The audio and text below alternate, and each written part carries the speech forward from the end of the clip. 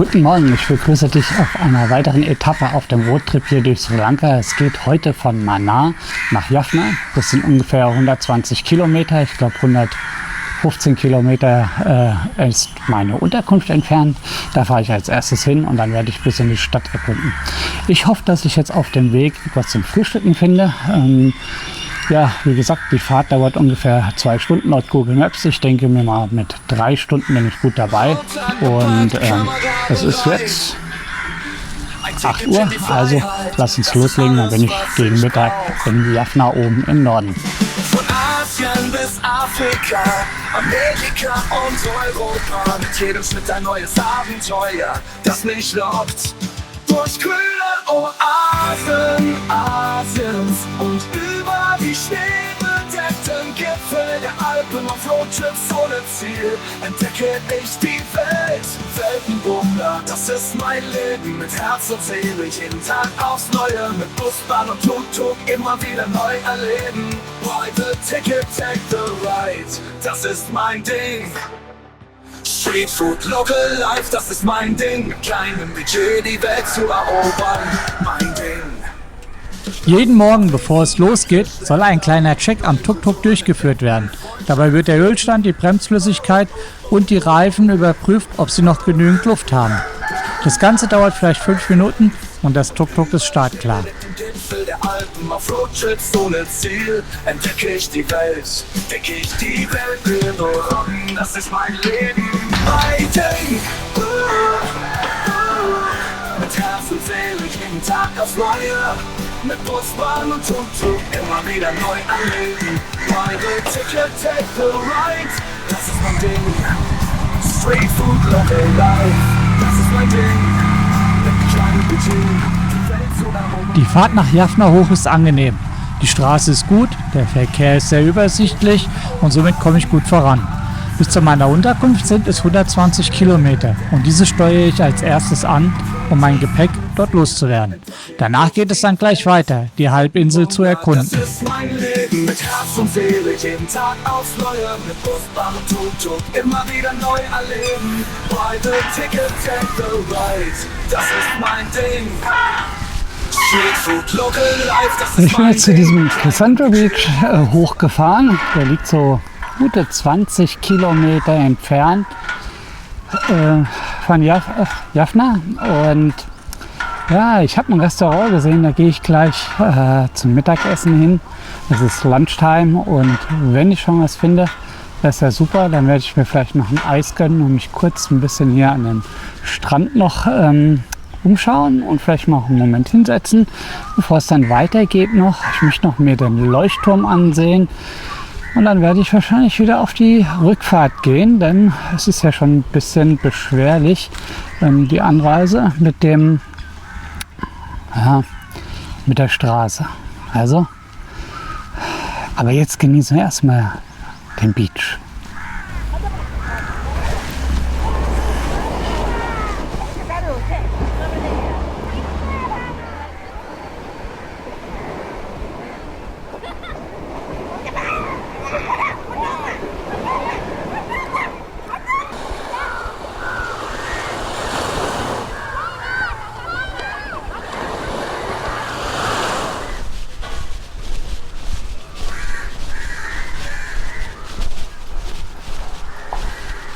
Hallo.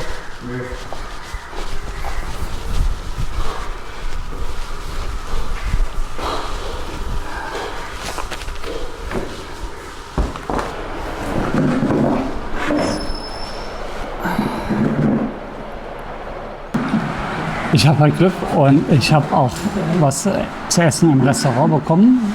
Ja, haben sie frisch gemacht, gebratenen Reis. Auf alle Fälle mal ein Haufen Chili liegt hier nebenbei. Gab auch Ketchup dazu mit Chicken und ich bin mal gespannt, wie es schmeckt. Aber ich bin ja schon mal froh, überhaupt was zu essen zu bekommen.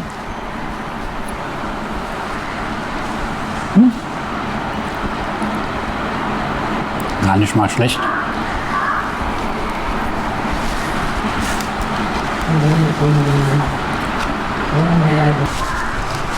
Can I pay?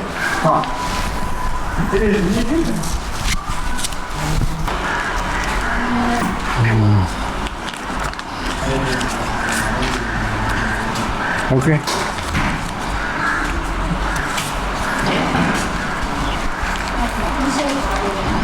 Thank you.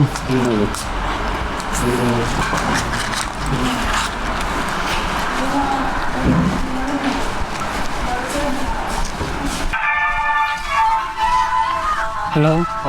You have ice cream? Which one? There or Vanilla, chocolate, strawberry, and chocolate? chocolate. Yeah. Only chocolate in the mix. What you have like in here or like this one? Strawberry, bread, And this one not. this one like Oh, yeah. this chocolate. There's chocolate. Vanilla. Chocolate. Chocolate. No, this chocolate. Okay. Vanilla. Yeah, it's fine. Chocolate. How much? 160 rupees. 160. 60. Yeah.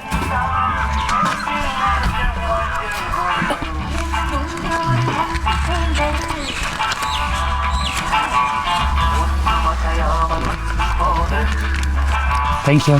Where for? Germany. Yes. Thank you. So, als Nachtisch gibt es noch ein leckeres Eis und jetzt gehe ich mal noch ein bisschen an den Strand.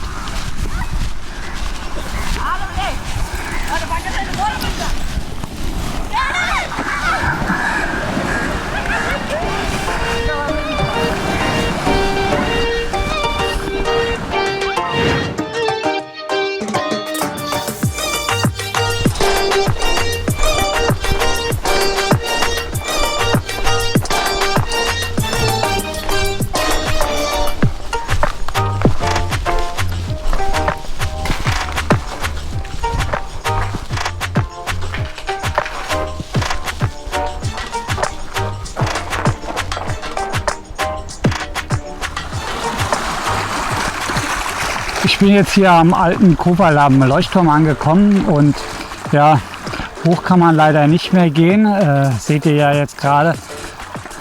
Aber er hat schon irgendwie was, so Lost Place Feeling und da ist auf alle Fälle ein Abstecher wert, wer schon mal hier oben in Jaffna ist.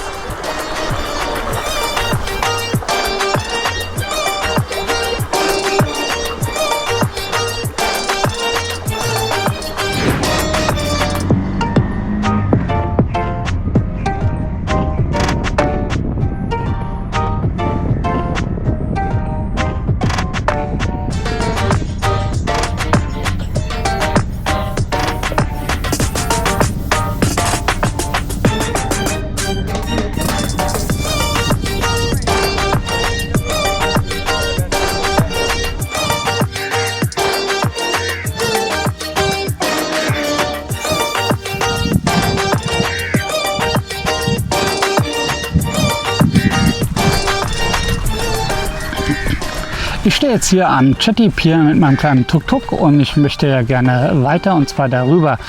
Und hier ist was ganz Lustiges. 500 Meter gibt es den Indischen Ozean, der liegt zwischen uns praktisch. Und es gibt eine Fähre, die kommt. Sie soll zumindest kommen. Ich warte mich jetzt schon seit 20 Minuten, halber Stunde darauf. Und da vorne in so einem Häuschen sitzen zwei Jungs vom Schifffahrtsamt oder von der Marine. Die können kein Englisch, aber das Einzige, was sie mir immer sagen, ja, 10 Minuten, Viertelstunde kommt was. Aber von da drüben, da bewegt sich irgendwie nichts. Ich will mal hoffen, dass die Fähre bald kommt, denn ich möchte dann doch so langsam nach Hause und es ist noch ein ganz schönes Stückchen Fahrt. Daher drückt mir mal die Daumen, dass bald die Fähre antanzt und, oder anschwimmt, eher gesagt, und es weitergehen kann.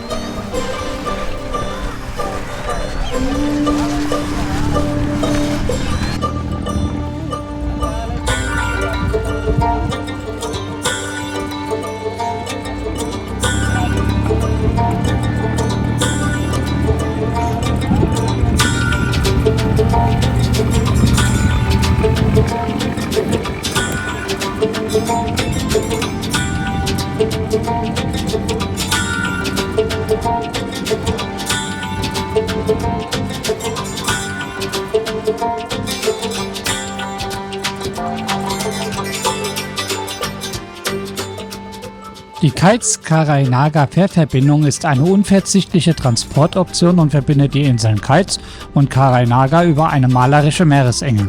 Die Fahrt ist kostenfrei und es können Fußgänger, Tuk-Tuks und Motorroller mitfahren. Allerdings gibt es auch eine zusätzliche kleine Fähre, die nur Scooters und Personen mitnimmt. Die Überfahrt dauert etwa 10 Minuten. Sie fährt alle 30 bis 45 Minuten und die Betriebszeiten sind von frühmorgens bis zum Abend.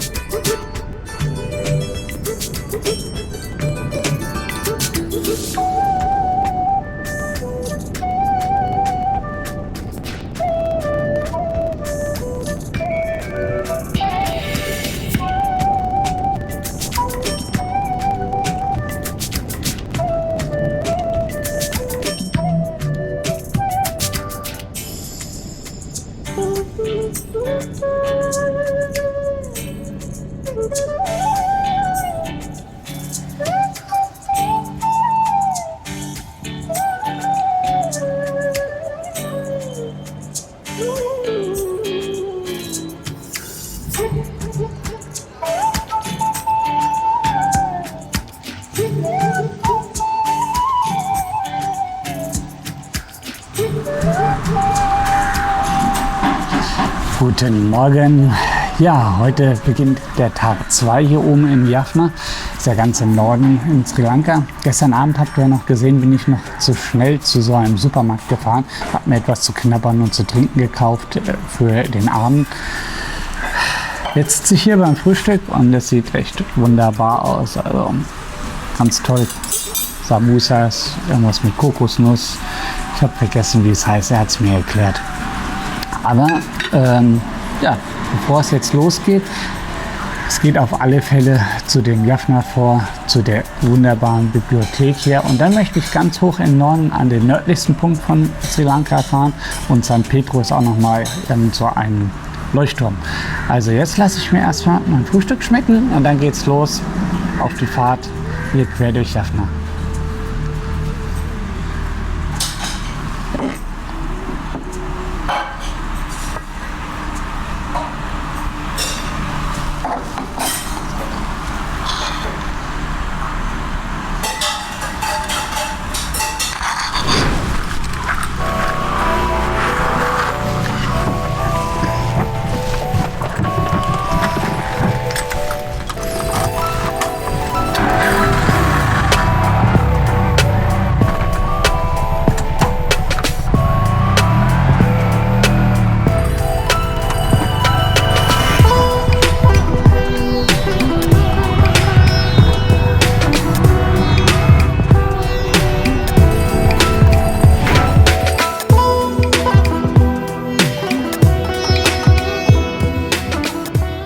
Ich stehe jetzt hier oben am Jaffna Fort und ich muss ganz ehrlich sagen, ich bin etwas enttäuscht, denn so viel gibt es nicht zu sehen und außer ein paar Mauern. Ja, es muss jeder für sich selber entscheiden, ob er $5 Eintritt bezahlt. Ich fand es okay, wenn man jetzt hier oben ist. Sie müssen uns unterhalten auch, aber so richtig gelohnt hat es nicht.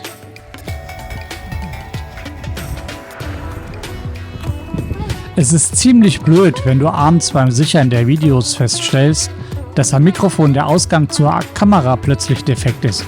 Daher gibt es von heute nur Voice-Overs. Außer ich habe etwas mit dem iPhone aufgenommen. Aber jetzt zum nächsten Highlight. Die 1933 gegründete Jaffna Public Library war einst mit über 97.000 Büchern und Manuskripten, darunter unersetzliche tamilische Literatur, eine der größten Bibliotheken Asiens und ein zentraler Bestandteil des tamilischen Kulturerbes. Der Nallur Kandaswamy Kovil ist ein bedeutender, im indischen Stil erbauter Hindu-Tempel in Sri Lanka, gewidmet dem Gott Murugan, der als Gott des Krieges, der Liebe und der Schönheit gilt. Seine Ursprünge reichen bis ins Jahr 948 nach Christus zurück, als Nallur Hauptstadt des Königreichs Jaffna war und der Tempel eine zentrale Rolle im religiösen und kulturellen Leben spielte.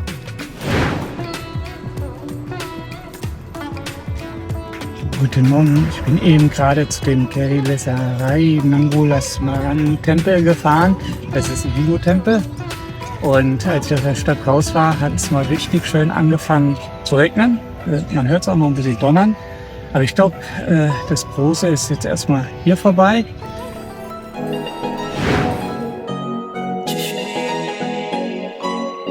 Der Naguleswaram-Tempel ist einer der ältesten und heiligsten hinduistischen Kultstätten auf der Halbinsel Jaffna. Seine Gründung wird auf das 6. Jahrhundert vor Christus datiert.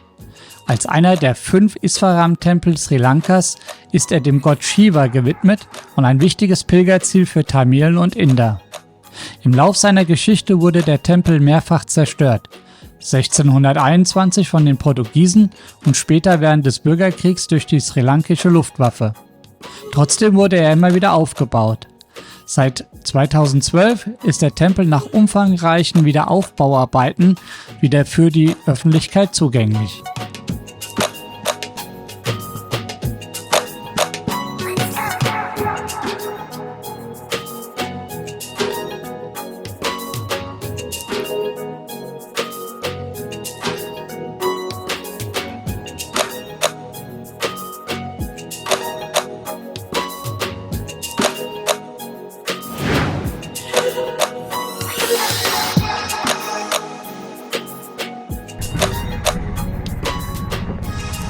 Auf dem Weg zum nördlichsten Punkt Sri Lankas geht es mit dem Tuk-Tuk an der Küste entlang. Der nördlichste Punkt Sri Lankas ist definitiv eine Sehenswürdigkeit oder vielmehr ein Ort, den ich besuchen und ansehen möchte. Von Jaffna aus liegt das Sukhothai Cape 33 Kilometer entfernt, an einer felsigen Küste am Rande von Point Pedro. Genießt die Aussicht vom nördlichsten Punkt Sri Lankas auf den südlichen Rand der Palkstraße.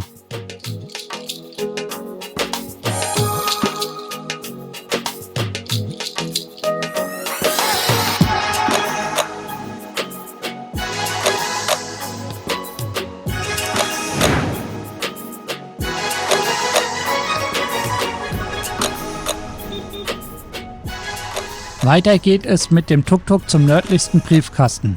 Little England in Sri Lanka findest du gerade einmal 50 Meter rechts vom Leuchtturm Point Pedro. Hier findest du einen der coolsten Fotospots im Norden Sri Lankas. Der alte rote englische Briefkasten trägt heute noch die Insignien von König George V. und er ist immer noch in Betrieb. Also warum nicht von hier deine Postkarte zu deinen Lieben versenden? Bei Google Maps ist er betitelt mit The North End Postbox und diese steht auf einem roten Sockel und im Hintergrund fließt der Golf von Bengalen in den Indischen Ozean. Die farblichen Kontraste machen den Ort zu etwas Besonderem. Wer etwas zu trinken sucht, kann sich am gegenüberliegenden Kiosk eine eiskalte Cola oder Wasser kaufen, bevor es mit der Tour weitergeht.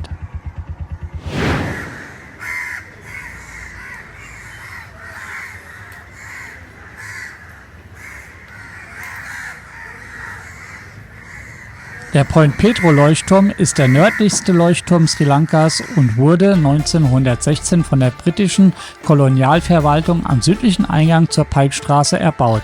Der Leuchtturm ist 32 Meter hoch und steht auf einer Militärbasis der Marine.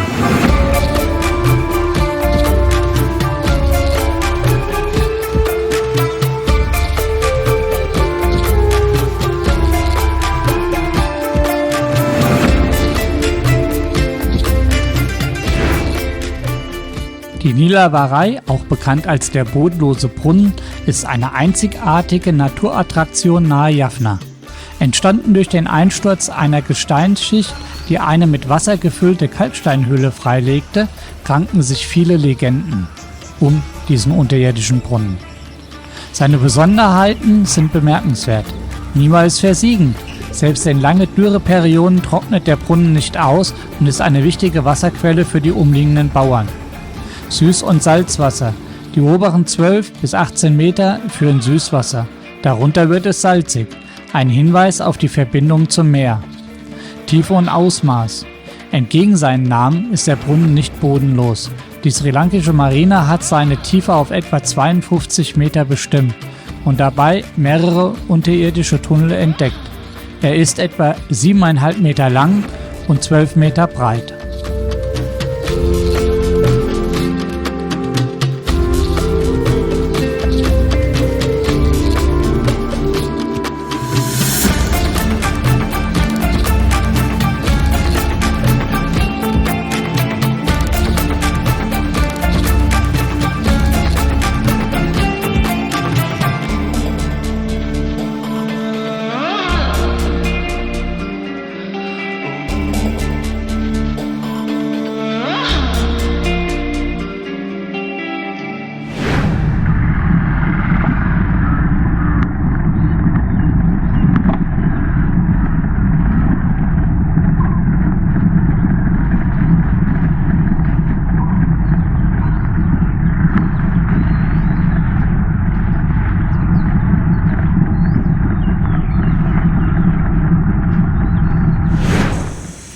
Ich bin wieder zurück in meiner Unterkunft und zwar ein schöner Tag, trotz des Regens am Morgen.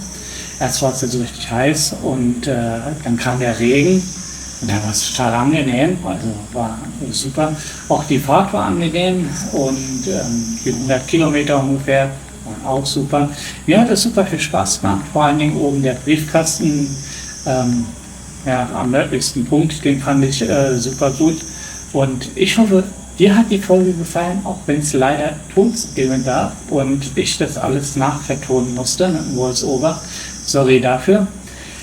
Ja, wenn es dir trotzdem gefallen hat, lass einen Daumen nach oben da, abonniert den Kanal, falls noch nicht geschehen und drück einfach die Glocke, dann bekommst du auch eine Mitteilung, wenn ein neues Video online ist. In dem Sinne sage ich vielen Dank und dann sehen wir uns morgen auf der Fahrt nach Trincomalee. Und dort werde ich 3 Tage bleiben oder 3 Nächte filmen, um mir die Stadt und was am Anfang zu sehen. Also, bis dahin, ich wünsche das. Wir sehen uns. Afrika, Amerika und Europa. Mit jedem Schritt ein neues Abenteuer, das mich lockt. Durch kühle Oasen Asiens und über die schneebedeckten Gipfel der Alpen und Flora. Roadtrips ohne Ziel entdecke ich die Welt. Weltenbummler, das ist mein Leben mit Herz und Seele. Jeden Tag aufs Neue mit Bus, Bahn und Tuk-Tuk immer wieder neu erleben. Heute Ticket, take the ride, das ist mein Ding. Street Food, Local Life, das ist mein Ding. Mit kleinem Budget die Welt zu erobern, mein Ding. Durch Straßen, Cafés und Märkte schlendern, neue Kulturen entdecken, Freundschaften pflegen. Oh, oh, oh, oh, oh. Oh, oh, oh, oh. Durch grüne Oasen Asiens und über die Städte den Gipfel der Alpen. Auf Roadtrips ohne Ziel entdecke ich die Welt. Decke ich die Welt, will nur rocken, das ist mein Leben, mein Ding. Mit Herz und Seele jeden Tag aufs Neue. Mit Bus, Bahn und Tuk-Tuk immer wieder neu erleben. Meine Ticket, take the ride, das ist mein Ding. Street Food, Local Life, das ist mein Ding. Mit kleinem Budget die Welt zu erobern, mein Ding. Durch grüne Oasen Asiens und über die schneebedeckten Gipfel der Alpen. Auf Roadtrips ohne Ziel entdecke ich die Welt. Weltenbummler, das ist mein Leben mit Herz und Seele.